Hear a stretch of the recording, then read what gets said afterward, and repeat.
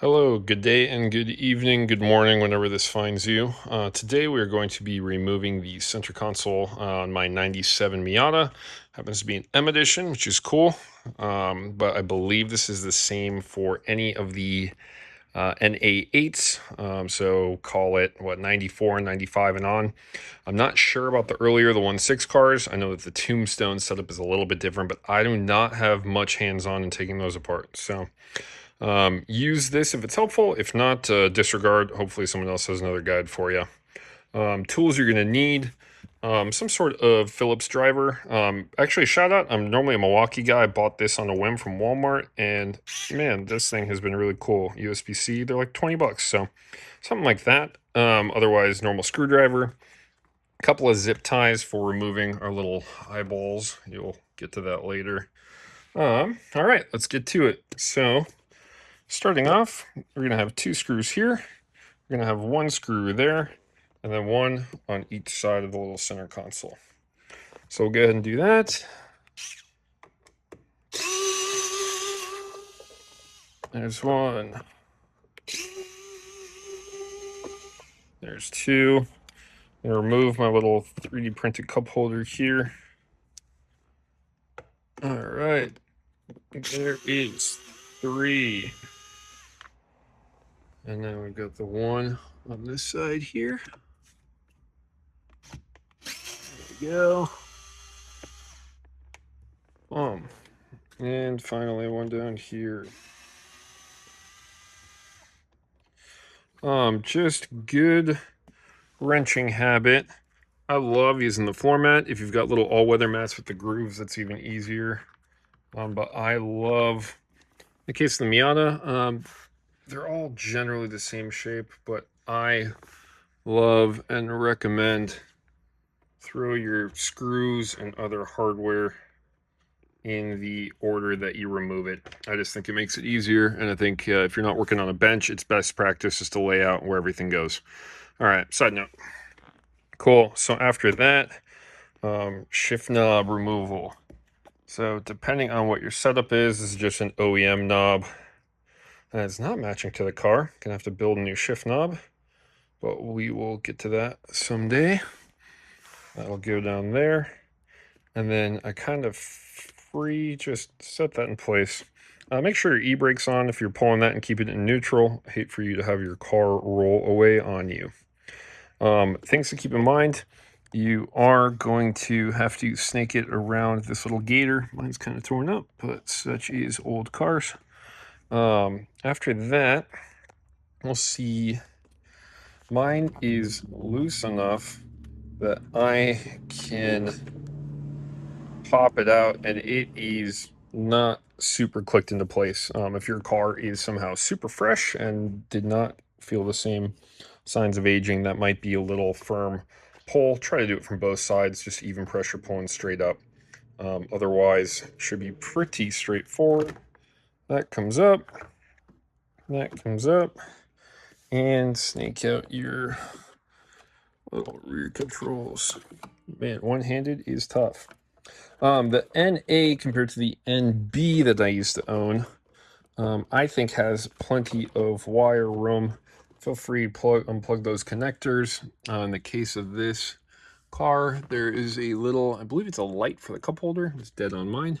And then the power window switch in my case. Obviously that will be missing if you have a crank window car.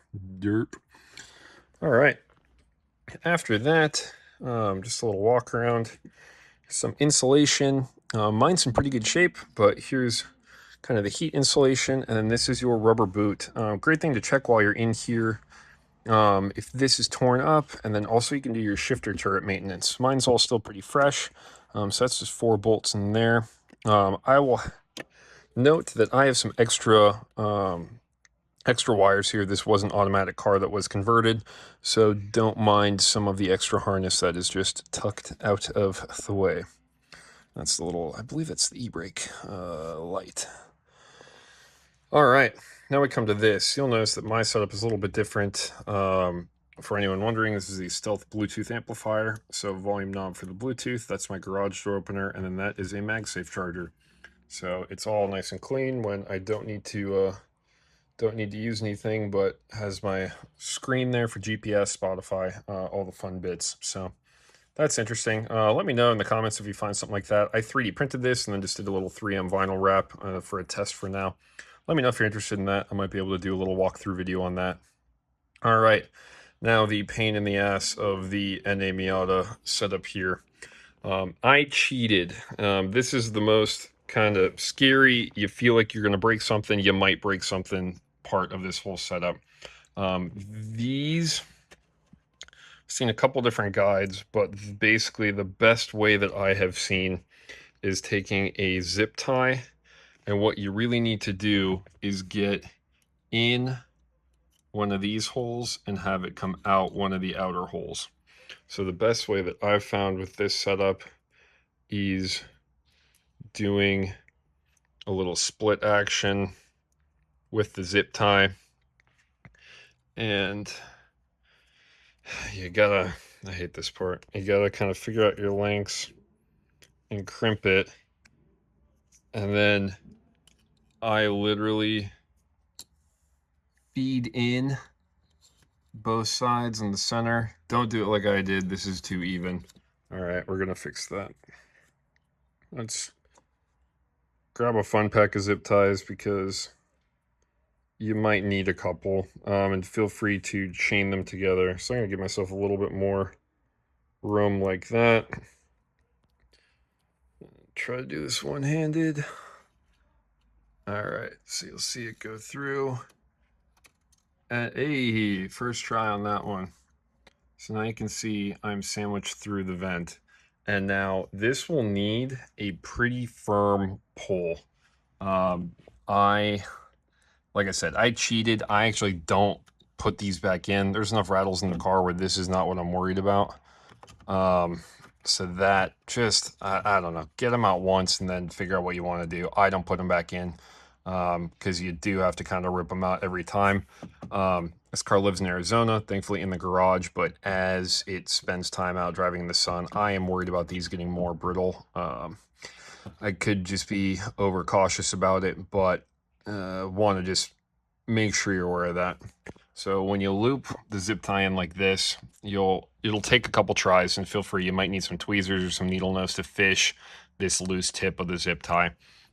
Another thing you can do is feel free, daisy chain some zip ties together and give you a little more grip, you know, be able to even it out and then pull evenly on it. And it's gonna be sticky. It's gonna be way harder than that. Just, I want you to know. So sorry, I can't give you the full, I'm gonna break the car and scare myself, but here we are. All right, your next two screws are up there. You see that? Right up in there. It's one on each side. I will tell you to be careful with this because it can be pretty easy to drop these guys into the pits of hell. So we'll add that back to our little setup. One more on here. This little drill guy happens to work really good, but you might need a long neck screwdriver or something just a little bit longer shaft length on it. So there we go. 2 for 2, one-handed. I'm having a good day.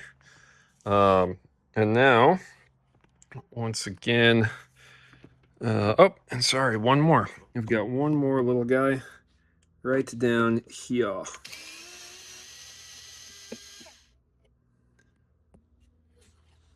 So with those 3 out of the way, we are free. Now, for this, it's sort of an even pressure thing. Once again, mine just falls out. I don't know. Now, from here, the only thing to keep track of is your window switch and hazard button. This is for your flip-up lights. And that, let's see if I can shimmy this out of the way. Yep, so there you go. That plug is up there. You will definitely put this all back together and forget to plug that in and realize you don't have lights. That's a hilarious time. So just double check, make sure you got that in there. Mine is a little bit, that's your shortest wire run, so it's going to be really hard to pull the rest of it out until you do that. So I will reach behind. It's one tab on my thumb side here. Yay. All right, so now everything is exposed.